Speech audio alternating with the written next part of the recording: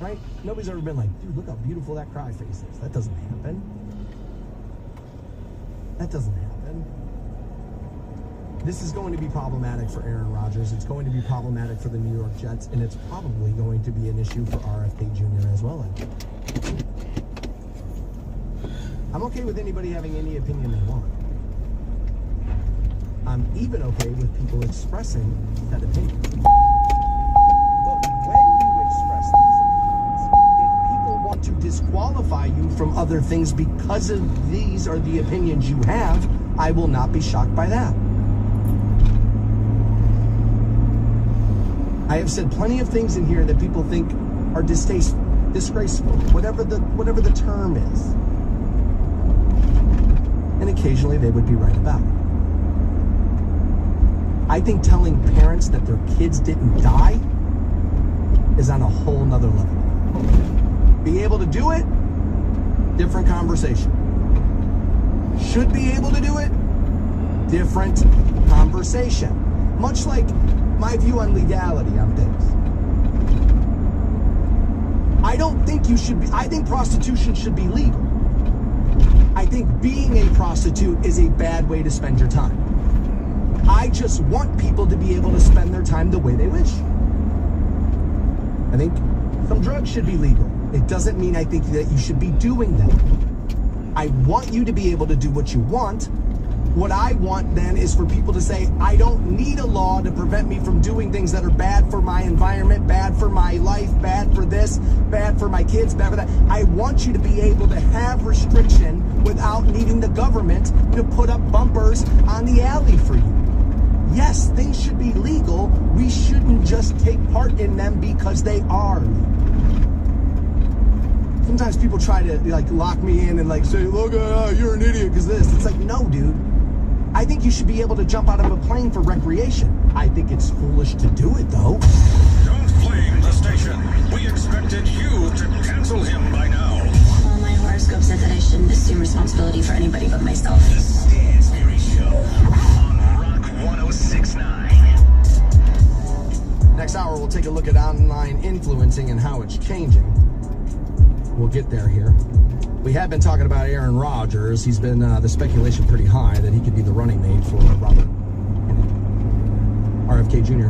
I don't think RFK... People have asked me about him a lot over the last couple of months of whether or not I think he has a shot, and I don't.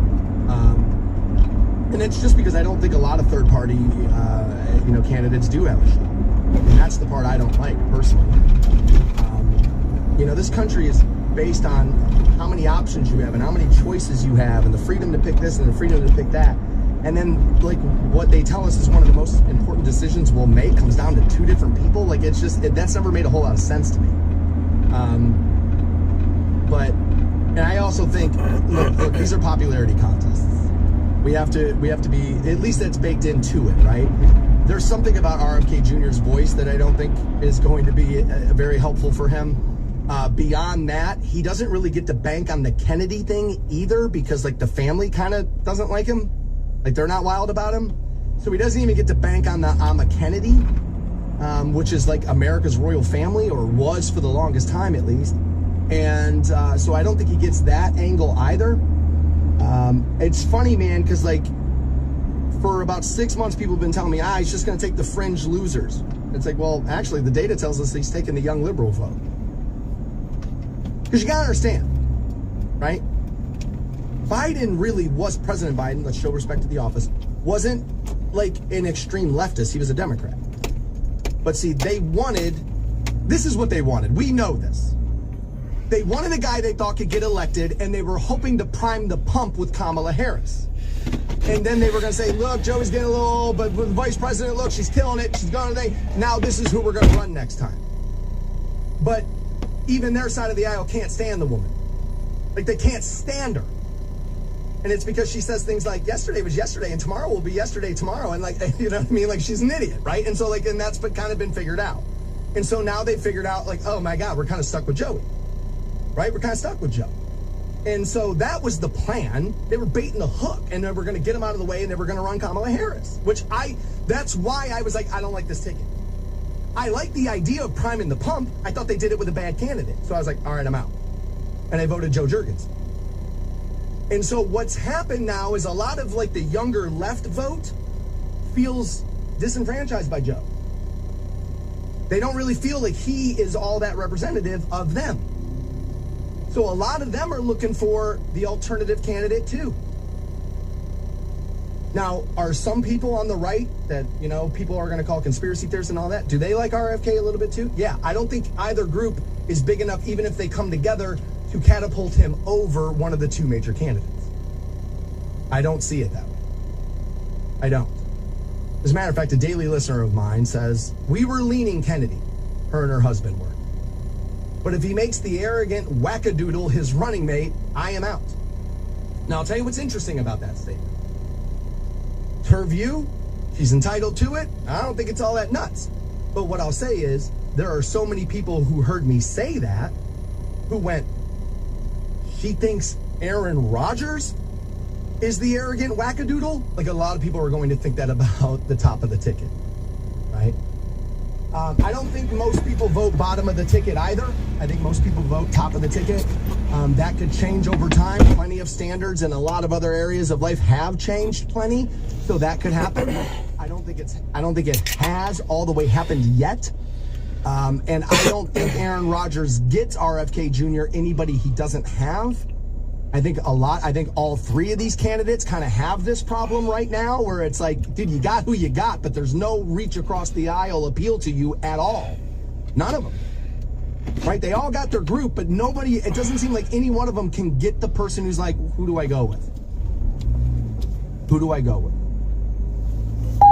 Now, there are many arenas in life I understand better than politics. And I have made plenty of predictions that have come true in a lot of areas in life.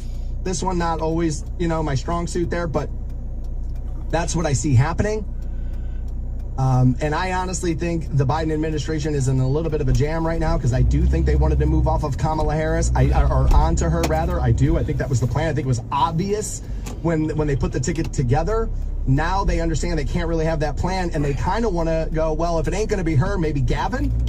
But the problem there is you just spent like 4 years telling everybody that white men are responsible for destroying everything in the world, and then you're going to turn around and be like, nah, man, forget that lady dude. We're going to replace this white dude with a white dude. Even though biggest threat to the democracy, but here comes another white dude, right? They're kind of everybody's kind of in checkmate right now.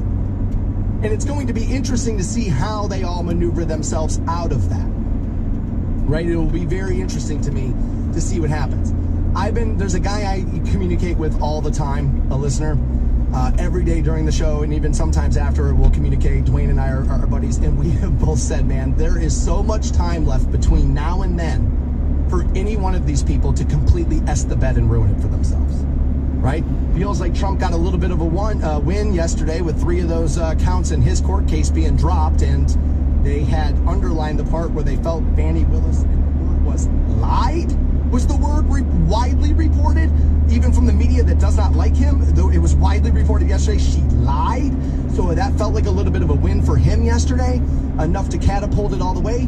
No, like I said, we're still too far out that I think all 3 of these people are capable of saying the thing where it's like, oh, homie, you're sunk now. By now, you're asking yourself, is he trying to be wrong? You incinerating that I'm dumb but wrong? The Stan Sperry Show. We'll have Scott on from waitingfornextyear.com. We'll do that tomorrow at 8. Get a look back at Jerry Jeudy, now a Cleveland Brown, and Joe Flacco, now a Indianapolis Colt. Also, Donovan Mitchell back with the Cavs. He's got a big Cavs fan too, so we'll address that as well. We had gotten into the RFK Jr. stuff, and then, that kind of bled into President Biden versus the former president, running for president this next year. I brought up the Georgia case, and the article I read last night had said they had squashed 3 of the counts. And so I just kind of said that. Wayne, I said, hey man, it was 6 counts that were dropped. Now, I read an article last night, and they had harped on 3. They didn't even mention the other 3 in the article I read. Welcome to the news media. And so I didn't quote the article. I just said, hey man, I kind of read this last night. So I looked it up because, plenty of people will write in and correct me, and then they'll be wrong while they're doing it. So I was like, well, let me look, right? And so I wrote right back. I was like, hey, Wayne, it turns out you're right here, man. So looks like the judge quashed counts 2, 5, 6, 23, 28, and 38. NPR.org is where I'm reading this. All of which focused on the alleged efforts by the defendants to solicit public officials, including the Georgia Secretary of State and members of the Georgia House and Senate, to violate their oaths of office. Those had been dropped. Okay, that's, again, from NPR, which has been well established as hating the man, right? So, like, and they're telling you those had been dropped. From what I read last night, again, pulling from a little memory here, that part of that was about the find the votes, like the find the votes quote, which kind of sounds, people kind of took that as, do something dirty here to find me the votes. And I said, I was like, look, I wasn't there with him. I don't know, you know what I mean, and all that. But have I been in a meeting about ratings? And we've seen, like, the ranker's been number one, yes. But has the share gone up or down? Yes.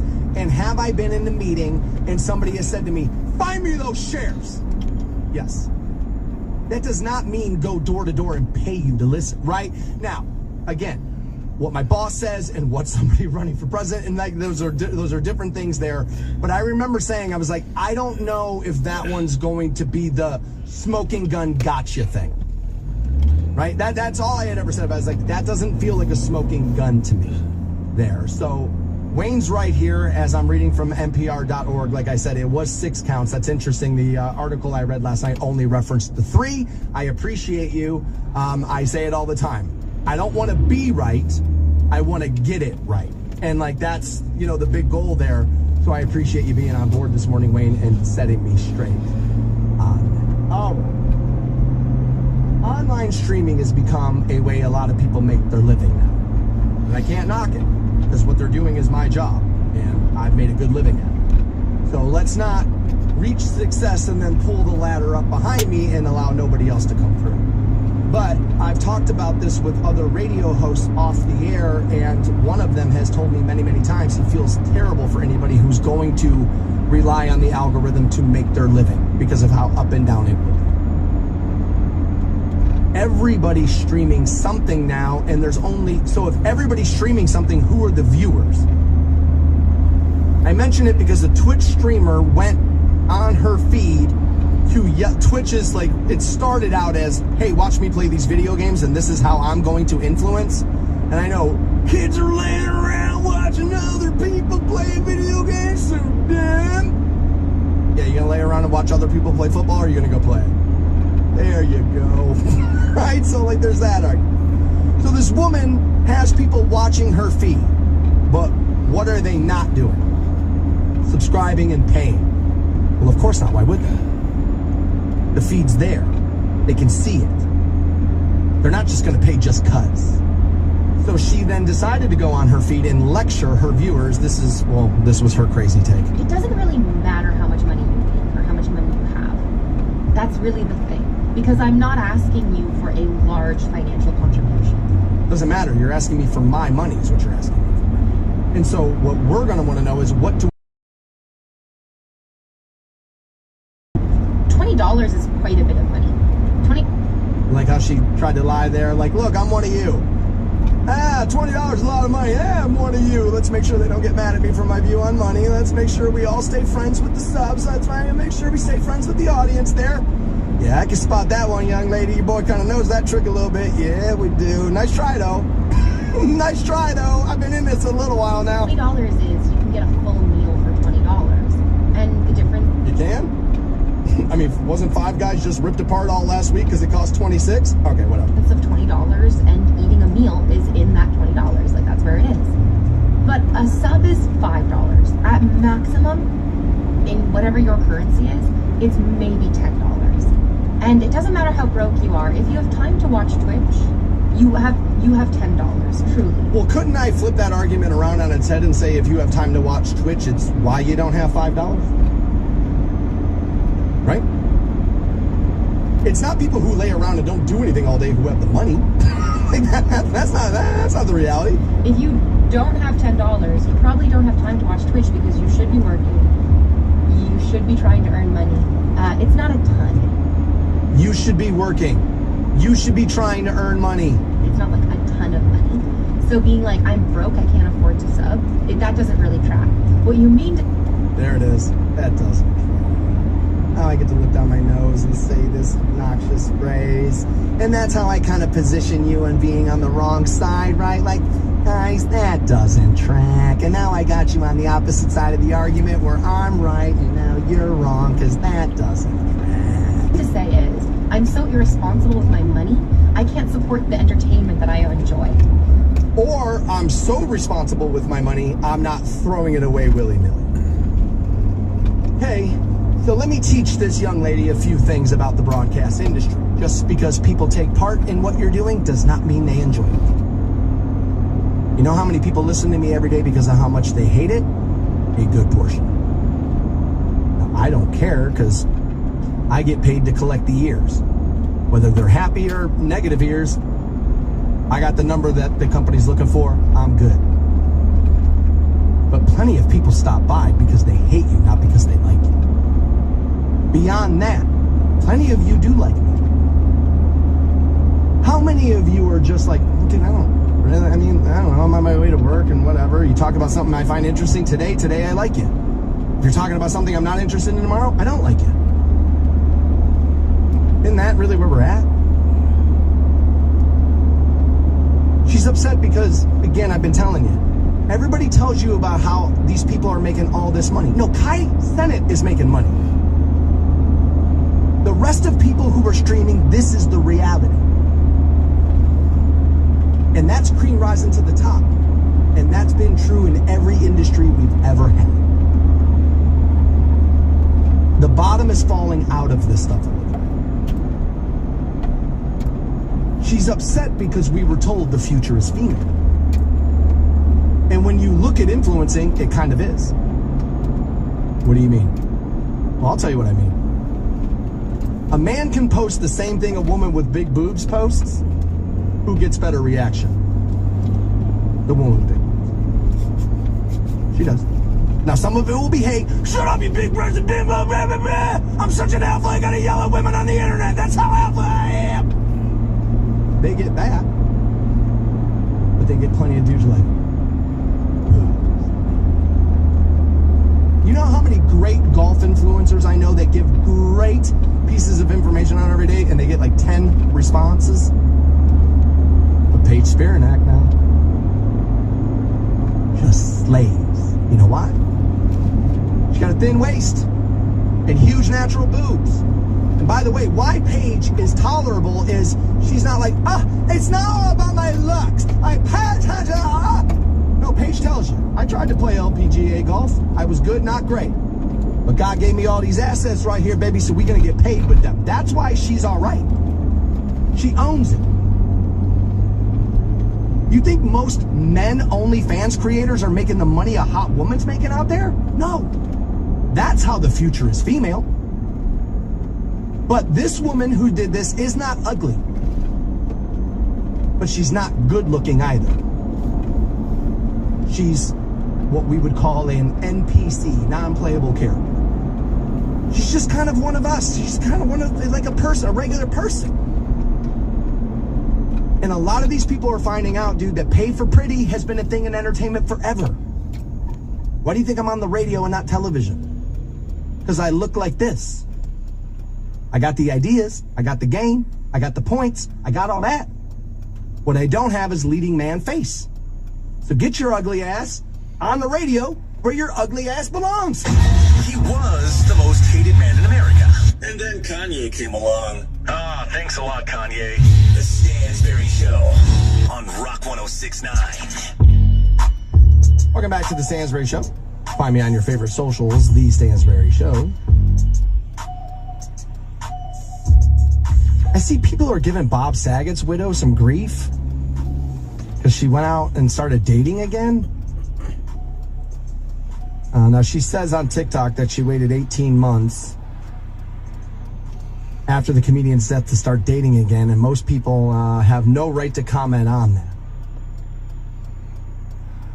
Well, yeah, I mean, we have definitely started to feel more justified in passing out our opinion on everything just because we have the ability to do that. She's not wrong there. We also feel as if we have ownership over celebrities and their families because we gave them their fame, right? Now, what makes that such a tricky conversation is no one of us did that. It's a group of us that did that, right? So, like, everybody kind of personally wants to take ownership. It's like, well, it doesn't really work like that, right? Although I'll say 18 months? Now, they didn't break up. It's not, or they didn't get divorced. It wasn't like, hey, there's a chance they can reconcile there. He had died, right? And so it's not like, well, let's give it a little bit more time to see if we can get this turned around and get back together. From what I understand, she had been seeing Clueless actor Breckin Meyer, who a lot of people would call a short king, right? As a matter of fact, I know for sure Breckin Meyer is really tiny. I was on the beach in Malibu with him. I was doing a press junket for a show he did with Mark Paul Gosselaar called Franklin and Bash. It was on TNT, and I got sent out there with like 30 other radio stations to do the Radio Row thing. And all the actors come up and you interview them all one at a time, and then they took us to dinner that night on the beach and in Malibu, and it was kind of great. So we ate with the staff and ate with the crew and all of that and the actors. And that dude was tiny. I felt like I could put him in my pocket, but apparently she had been seeing him. Quote, I'm going to start by saying, unless you are a widow or widower, you truly have absolutely no place and no right to comment on this because you do not know what it is like. All right. I guess technically a little true, but like that's ridiculous. I mean, that expectation is unrealistic. I'm not saying I don't want it to be the way she's asking for, but it won't be. I mean, that's just not how fame works, right? She says, quote, you just don't understand the incredibly complex and difficult and dynamic thoughts and feelings that come up during this entire process. At some point when it crosses your mind to even think about starting to date again, just having those thoughts, you feel guilty. And I would imagine she's right. I've never had a partner die, but I would imagine that gets 3 adult daughters, and that while it's not something you need permission for, it meant everything. She mostly said strangers are scolding her for moving on so fast. And she explained that well after a year, that even she considered dating, and it took 18 months before she did. Quote, sometimes men move on a couple of months after their spouse passes away, and sometimes people never do. I don't know why we had to make it about men versus you, but okay. She continued, quote, and the point is that whatever feels right for you, because you know how important your loved one was in your life, as long as you're honoring that and honoring them and being true to your feelings, and you know that you're also having the love and support of your spouse's loved ones and friends, then it can't be wrong. I want to stay away from right or wrong. Okay? 18 months feels fast to me.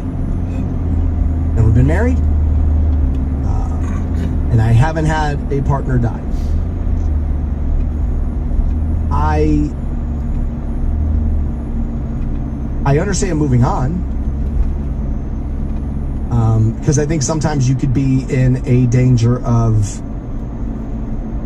unless you move on with somebody else, are you ever moving on mentally at all? Like, okay, my mother. For my mom. And had my mom dated real soon after my dad died, I would be like, what are you doing? But I think part of the reason why my mom had since my dad died is I hope I'm wrong about this, but I think she's worried David and I would be judgmental about it and that we wouldn't enjoy it.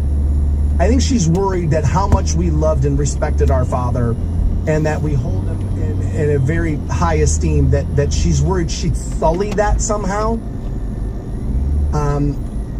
Now it's been 20 years, so how I would have felt about it then versus how I would feel about it now are going to be different things. But she said to me once in Vegas, I was out there, this is a long time ago now, but I had been out there, and we got to talking about it. And she just said to me, I had my husband. And I couldn't quite put my finger on that. Is it sweet? Or is it sad? Because it kind of feels like on that line. You know? And if she's sitting there wanting to be with somebody, but she's thinking that the judgment of my brother and I is, if that's what's holding her back, I gotta be honest with you, I would hate that. I've done a good enough job destroying my happiness with other people. I don't want to be doing it to anybody else. And so, like, I don't know if I don't know that that's what it is. I've always been curious. I asked her about it. She said no, but that's who my mother is. I don't know if Sue would tell me the truth about that. Would I have judged my mom had she dated inside of 18 months after my dad died? Yes, I would have. That feels pretty quick for me. But I care more about what my mother's doing inside of 2 years of my father dying than I do about Mrs. Saget. You know? I think this woman has to understand if she wasn't married to Bob Saget, nobody cares about what she's doing at all. This isn't about you. It's about Bob Saget.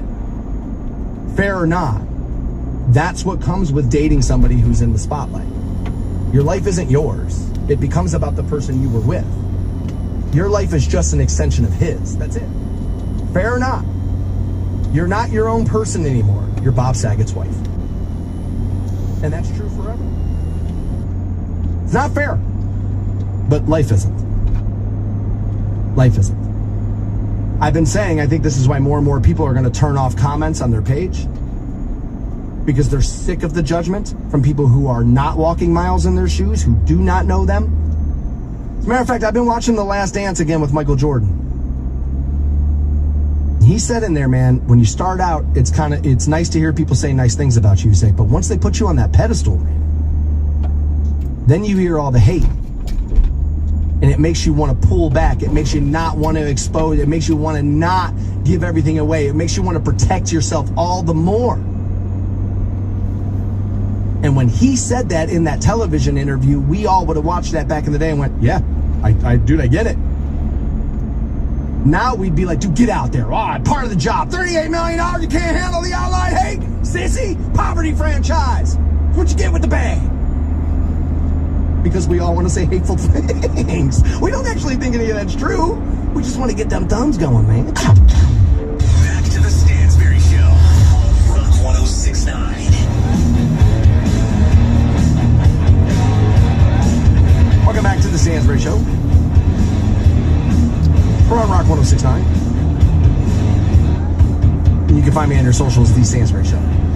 We've been talking about Bob Saget's widow. Apparently she started dating around a little bit after 18 months. Now she says she talked to his adult daughters about it. And I understand that. I would have wanted to know that they weren't resentful about it too. Now, I don't know if you're putting them in a position where they feel as if they can't tell you the truth there. Like, no, I don't want you dating somebody after my dad, right? Like, I don't know how honest people are going to be about that. But we were talking about that a little bit, and I thought Kelly brought up an interesting point on this. She says the older that you are, though, the more time matters. She goes, 18 months to an 18-year-old isn't that long. 65, though. And that's an interesting point, isn't it? And again, like, they didn't get divorced. It's not like they were separated and, like, she's like, nope, I'm moving on. There's zero chance to reconcile. I mean, the guy did pass away. That's final at that point, right? I guess maybe tomorrow we can get into the conversation. What would you rather have? Somebody feel like they can't move on from you, or do you feel like, no, enjoy your life without me? Because they were enjoying their life before they met you. I mean, maybe not as much. Or couples and all of that, I can understand it. But, it's not like they hated their life before you. I want both things, right? I want you to be able to move on, but I don't want it to be real quick. I want it to shatter you a little. I kind of need it. Anybody surprised that my ego has me in that position, right? Shocked, right? Yeah, exactly. I would feel that way, Much like a breakup, people say, however long the relationship is, cut that by 50%, and that's about how long it will usually take you to get over it. And so I would imagine that would maybe even be worse over a death. Again, final versus like a breakup that maybe you could get back together. We'll examine all of these viewpoints on this. We'll do it tomorrow. If you missed any conversation from this morning, I urge you to pick up the podcast shortly at WRQK.com. But aside from that, I am done for the day. Not back live again until tomorrow. Stay safe out there. Be good to one another. Meet me here tomorrow morning, 6 a.m. for Friday's program on Rock 1069. Hopefully, I run into you somewhere around town. It's Amy, and March is your lucky month. Loan forgiveness for somebody? How about the person who's working 45 years, dude, who took out loans to make sure their kids could go do this? And let's pay off their loans. Let's see if these ideas we have with new money do in fact meet me here tomorrow morning at 6 for Thursday's program on Rock 106. Visit fosterandadopt.ohio.gov to learn more.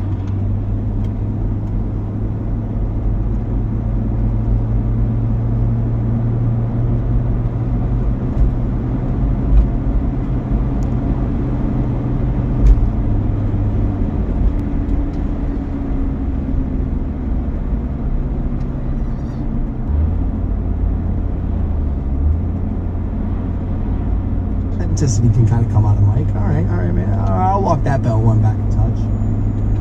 I think that could have also been, if you'll allow some speculation, him creating interest in what we're doing here. We kind of rigged for the show.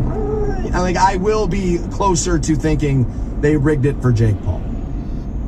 The only thing that would stop me from saying that is I have a hard time seeing Mike sign off on that. Right? Now, money. That almighty dollar, baby. It makes people do all kind of stuff. Think them hoes are out there on them corner turning them tricks? You know what I mean? For the hell of it? Nah, man. It's that $20 holler, man. They're trying to get that money and go get high. Welcome to the dollar. That will pay them to do that stuff. Will make people do things they would have never done. So will Mike maybe take the dive for the bread? Yeah, I think maybe. I think it does mess with his boxing legacy. Not that anybody's going to look at this as a real fight, but now all of a sudden the 19-year-olds are going to be like, how good was he if Jake Paul can beat him? And do you think Mike wants to deal with that? I'm not so sure, man. I'm not so sure. So I think Mike wins. I do. If Jake gets a little lucky, dude, Mike's an older guy. So if you get a little lucky, you land the right punch, absolutely. But if Jake goes in there screwing around thinking that this is a UFC fighter that's never boxed and Mike connects with one punch, I'm telling you right now, dude, you think that chin's ugly and fat now? Just wait till what Tyson will do. He'll rearrange that idiot's whole face. And I kind of can't wait. Let's get you into the National. That shows September out at Blossom. Caller 12 right now at 330-450-7625. Toll free, 800-243-7625 on those tickets. The final hour of the program next on Rock 106.9. He's a bad influence. But nobody is stupid enough to take him seriously. The Stansberry Show. Rock 106.9. Happy International Women's Day. Taking that opportunity, give you some stuff I love from female artists. Been doing that all morning. You know, dude, there's some stuff I haven't gotten in yet either. We're damn near done with the show. Like, where the hell's L7 been all day? Pretend that we're dead? I should probably get that on before I'm done here. I'll tell you, I have this one queued up for maybe. And normally on Friday, I end the show with a Kiss song. I'm obviously going to swap that out today. I kind of want to get this in before I'm done today, too.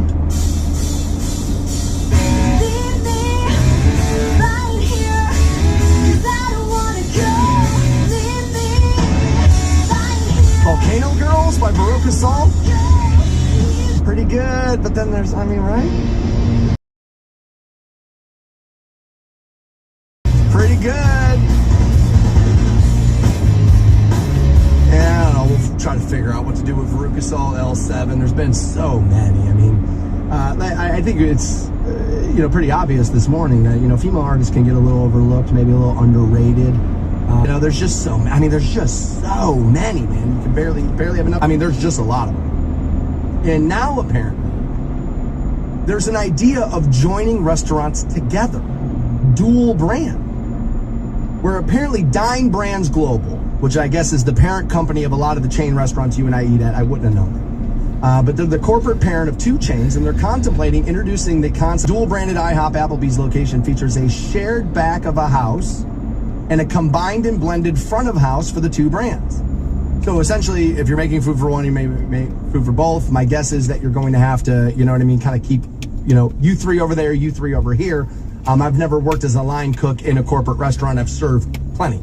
Dine Brands most recently launched one apparently in Leon, Mexico.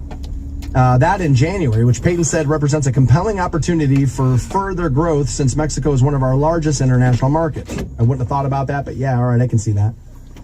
They said in this, if it makes sense.